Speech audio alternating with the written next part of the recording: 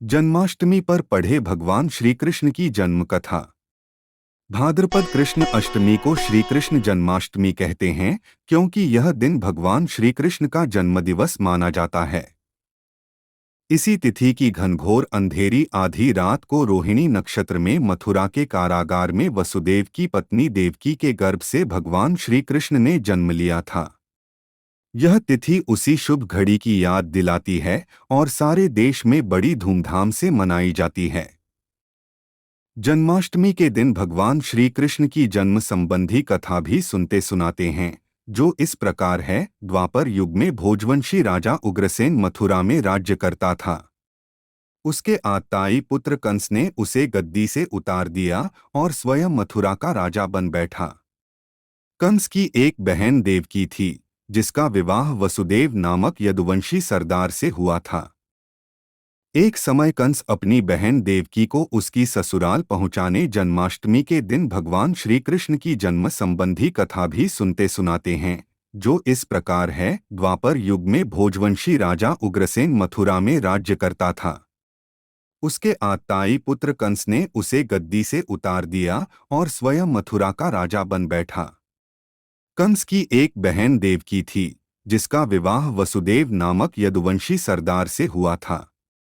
एक समय कंस अपनी बहन देवकी को उसकी ससुराल पहुंचाने जा रहा था। रास्ते में आकाशवाणी हुई, हे कंस, जिस देवकी को तू बड़े प्रेम से ले जा रहा है, उसी में तेरा काल बसता है। इसी के गर्भ से उत्पन्न 8वां बालक तेरा वध करेगा। यह सुनकर कंस वसुदेव को मारने के लिए उद्यत हुआ। तब देवकी ने उससे विनयपूर्वक कहा, मेरे गर्भ से जो संतान होगी, उसे मैं तुम्हारे सामने ला दूंगी।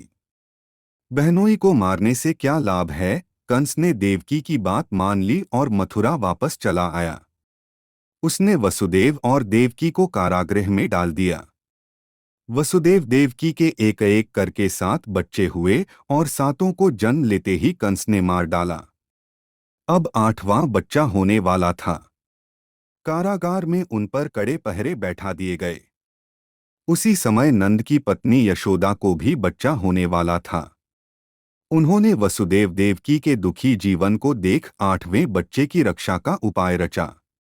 जिस समय वसुदेव देवकी को पुत्र पैदा हुआ, उसी समय संयोग से यशोदा के गर्भ से एक कन्या का जन्म हुआ, जो और कुछ नहीं सिर्फ माया थी। जिस कोठरी में देवकी सुदेव कैद थे, उसमें अचानक प्रकाश हुआ और उनके सामने शंख, चक्र, गदा, पद्म धारण किए चतुर्भुज भगवान प्रकट हुए। दोनों भगवान के चरणों में गिर पड़े। तब भगवान ने उनसे कहा, अब मैं पुनः नवजात शिशु का रूप धारण कर लेता हूँ। तुम मुझे इसी समय अपने मित्र नंदजी के घर वृंदावन में भेज आओ और उनके यहाँ जो कन्या जन्मी है, उसे लाकर कंस के हवाले कर दो। इस समय वातावरण अनुकूल नहीं है। फिर भी तुम चिंता न करो। जागते हुए पहरेदार सो जाएंगे, कारागृह के फाटक अपने आप खुल जाएंगे और उफनती अथाह यमुना तुमको पार जाने का मार्ग दे देगी। उसी समय वसुदेव नवजात शिशुरूप श्रीकृष्ण को सूप में रखकर कारागृह से निकल पड़े और अथाह यमुना को पार कर नंदजी के घर पहुँचे। वहां उन्होंने नवजात शिशु को यशोदा के साथ सुला दिया और कन्या को लेकर मथुरा आ गए। कारागृह के फाटक पूर्ववत बंद हो गए। अब कंस को सूचना मिली कि वसुदेव देवकी को बच्चा पैदा हुआ है।